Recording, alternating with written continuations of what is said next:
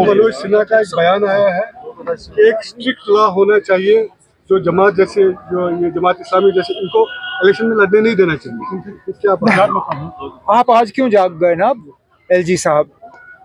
ऐसा कौन सा कानून है जो आप इनके खिलाफ इस्तेमाल कर सकते हो? ये आज़ाद उम्मीदवार के तौर पे उठे हैं, क्या अब आप आज़ाद उम्मीदवार के तौर पे उठने नहीं दोगे? ऑर्गेनाइजेशन पे तो बैन लगा हुआ है, ये ऑर्गेनाइजेशन के नाम पे तो इलेक्शन के मैदान में उतरे नहीं हैं ये।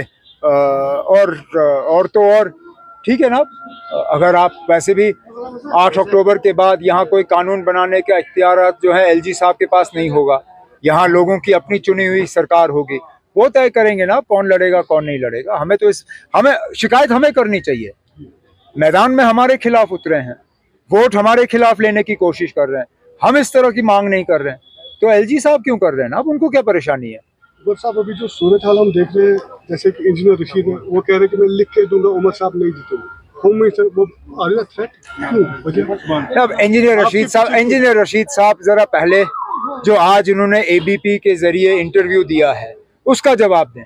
इंजीनियर रशीद साहब ने खुले अल्फाजों में ये कहा है कि आज अगर 8 अक्टूबर के बाद बीजेपी को नुमाइंदों की ज़रूरत पड़ी, एमएलएज की ज़रूरत पड़ी, तो बीजेपी के लिए इंजीनियर रशीद साहब के दरवाजे खुले हैं।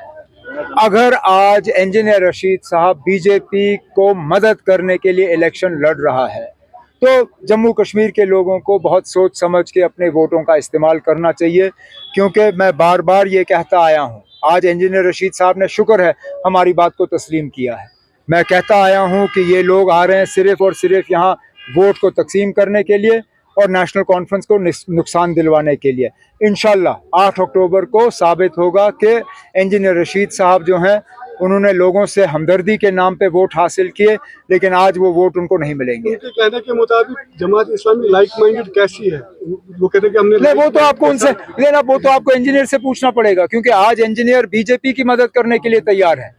तो इंजीनियर साहब के लिए बीजेपी भी लाइक माइंडेड है, जमात इस्लामी भी लाइक माइंडेड है। अब ये तो सिर्फ इंजीनियर ही समझा सकता है ना, मैं तो उनकी सियासत आज तक समझ नहीं पाया। आप समझ सकते हैं तो अच्छी बात है।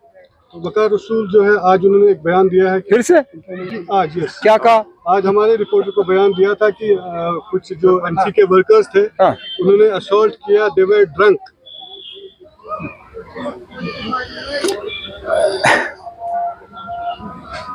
अब फ्रस्ट्रेशन में लोग बहुत कुछ कह जाते हैं। वकार रसूल साहब कुछ ज्यादा ही फ्रस्ट्रेट हो गए हैं।